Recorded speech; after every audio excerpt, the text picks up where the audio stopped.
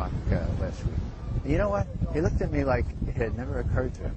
And it wouldn't have occurred to him because it wouldn't be his son, you know. It would be the sons from the farms, it would be the sons from the cities. And so he said, well, I don't buy that either. So I'm trying, well, maybe I'll try a moral argument on it. I said, well, are you one of those that likes to have the Ten Commandments brought into the schoolhouses and the courtrooms of this?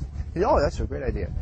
I said, well, you know, if memory serves, there's one that says, thou shalt not covet thy neighbor's oil. I mean goods. Don't bear false witness. There's one, don't forever hold up. There's one that says you shouldn't steal. And there's also one against killing, if I remember correctly. So maybe you want to subtract 4 and bring in the 6 commandments into the schoolhouses and the courtrooms of this world. Get real. I said, this is a moral issue. We shouldn't be going around killing unarmed civilians and causing more violence where violence is endemic. And what did he say, sir? He turned on his heel, marched out to his SUV, prayed for cheap gasoline, and drove home. I'm with the oil. Let's educate them, bring them in democracy, and take their oil. Apparently somebody took too much yellow acid and got the story wrong. The majority of the construction, and the vast majority, like I'd say 90% of the construction that I saw, wasn't with the Iraqis, it was with the American bases that they were building. Concrete structures, incredibly permanent, designed to house thousands of soldiers for a long period of time. The American people are being kept in the dark about all this. If it weren't for shows like yours and for a few others and the internet, people would never have a chance to learn the truth of this. What Cindy Sheehan has done is brought a human dimension to this. They said, look, people are getting killed, including my son. A lot of Iraqis are getting killed. Why don't we face up to whether this war makes any sense at all? Do we really want to have our young people sacrificed for what? We don't know. We don't know what's going on. To tell you the truth, my kids don't know the things that are involved in the decisions I make at my house. And that doesn't mean that they need to be involved in the decisions, because I know better than they know, because I'm more informed. And I'll give him that same benefit. You know, we did elect him. Where have we lost our freedom? All across the... Where? They're using Homeland Security against topless bars. They're using Homeland Security against toy store owners. They're using Homeland Security against pot dealers, and that's wrong. They're using Homeland Security, quote, against gang members. It's admitted. Are you familiar that the Gulf of Tonkin never happened? LBJ tapes have not been released. We went to war. Well, you know, I just got to point out to Wolfowitz and Pearl and Feith and Abrams and Wormsers, you know, people like that, who this has been their plan, and it's about, you know, it's about imperialism. It's about abusing a nation's natural resources.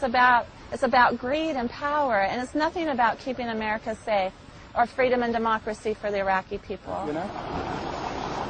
I believe that America, right from the start of the Bush administration, has been focused on the use of American military power in order to extend control by America of strategic areas in the world.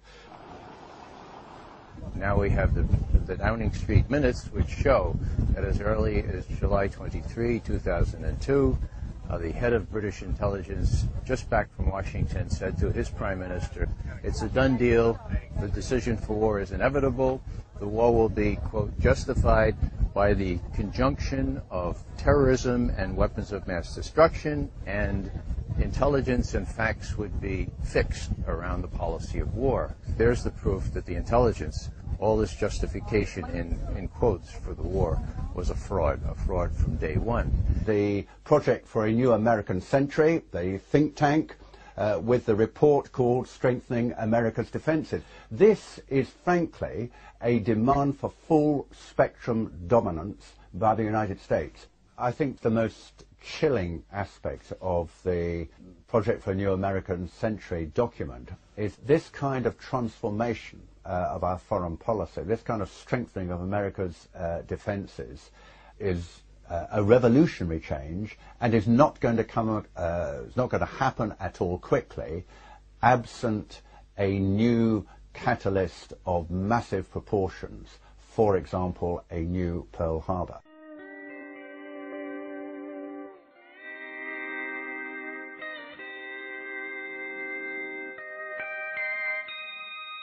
In Crawford, Texas, we found individuals who believe the weapons of mass destruction were found in Iraq.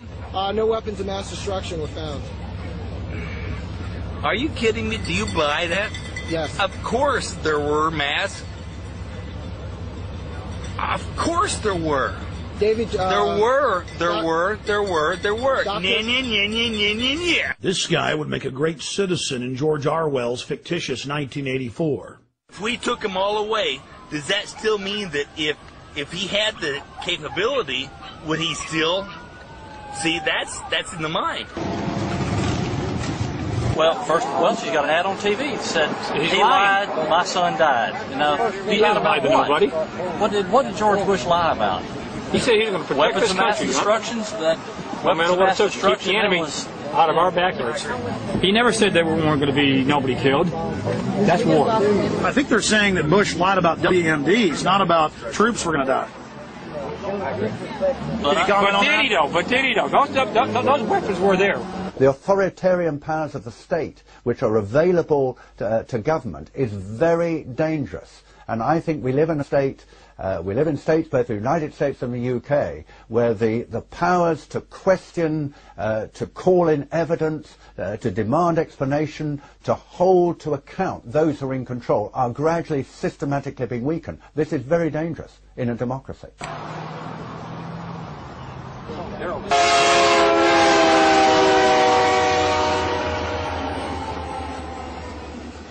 Now, Dick Cheney and John Bolton and others have been saying Iran poses an immediate danger. They could get a nuclear weapon before we know it. All the same things they said about Iraq. And so we have to do something about that now. You know, he said the same thing about Iraq, and like you said, he was caught red-handed. It's proven to be lies. Why should we believe him about Iran? I'm pleased to tell you, American people, that the National Intelligence Estimate just put out on Iran says that Iran cannot possibly have a nuclear weapon for 10 more years. Let me say that one more time. Iran can't be a nuclear power, weapons-wise, for 10 more years.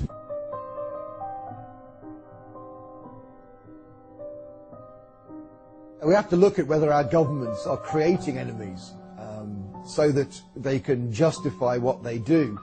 Of course, two of the biggest funders of American presidential campaigns are the oil industry and the arms industry. And it's in their interests that we invade places like Iraq. We're going to let the Israelis, or we're going to do it ourselves, attack the nuclear facilities in Iran. Now, people say, that's crazy. That is absolutely crazy. I agree. The problem is, folks, the people running our policy toward Iraq and Iran were widely known in the 1980s when I was briefing the Vice President and others as the crazies, okay? The crazy. You come in on Monday morning and somebody would say, guess what the crazies did late Friday night? And you'd know exactly who the reference was. It was to Wolfowitz, it was to Pearl. So all the same folks, some of them who have deserted the sinking ship like proverbial rats, okay? But it was Feith, Wolfowitz, and the rest of them. They were the crazies. There's a lot of other people that are have a dissenting opinion about this war, and has another view of this war other than Cindy Sheehan, and other people have lost sons in this war and daughters. She needs to really go home and do this little protest some other way besides trying to make things sound like she's the only voice of America. 3 weeks later, this gentleman and many others got their wish. Free speech was banned for hundreds of square miles around Bush's Crawford Ranch.